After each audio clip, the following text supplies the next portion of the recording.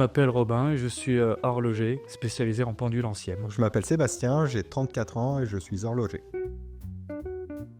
C'est un peu au hasard sur une foire. J'ai rencontré la personne qui m'a pris ensuite en formation. Je me suis dit, c'est de la mécanique, mais il y a du travail de la main. C'est plus le monde de l'industrie. Je crois que ça m'intéresse et que ça fonctionnera bien. Et je me suis lancé un peu comme ça par un stage de découverte. Ouais, moi, ça date d'il y a longtemps. C'est quand j'avais 7-8 ans. J'ai toujours voulu être horloger, donc j'ai toujours fait que ça. Et c'est vraiment une passion qui me tient à cœur. Moi, ce que j'aime bien dans le métier, c'est l'aspect où chaque réparation est assez unique en soi, vu que chaque pendule a eu un vécu. Il y a aussi des fois la restitution au client. Le client, une fois que nous a laissé la pendule, il y a un délai de plusieurs mois, des fois, histoire de faire le mécanisme et puis le voir fonctionner en atelier. Et après, quand on restitue la pendule au client, ça aussi, c'est vraiment un moment sympathique.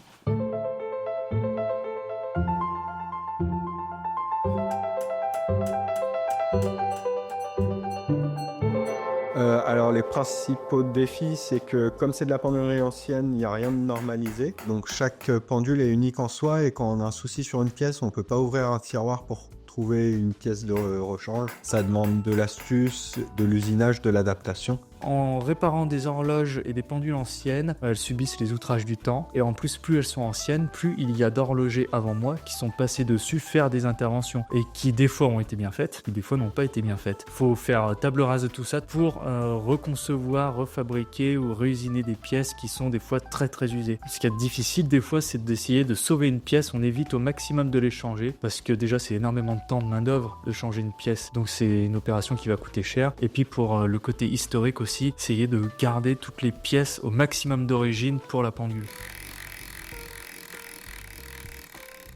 C'est à ce moment-là où c'est vraiment dangereux. On prend le barillet, on le laisse dedans, on lâche.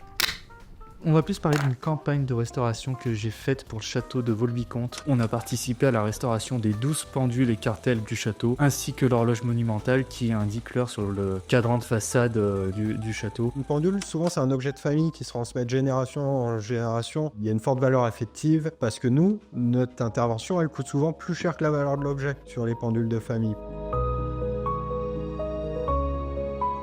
Ça nous tenait à cœur de créer cet atelier de réparation d'horloges et de pendules anciennes pour continuer d'exercer en fait ce savoir-faire qui est un petit peu en train de s'éteindre, faire perdurer toutes ces horloges, toutes ces pendules qui puissent continuer de donner l'heure.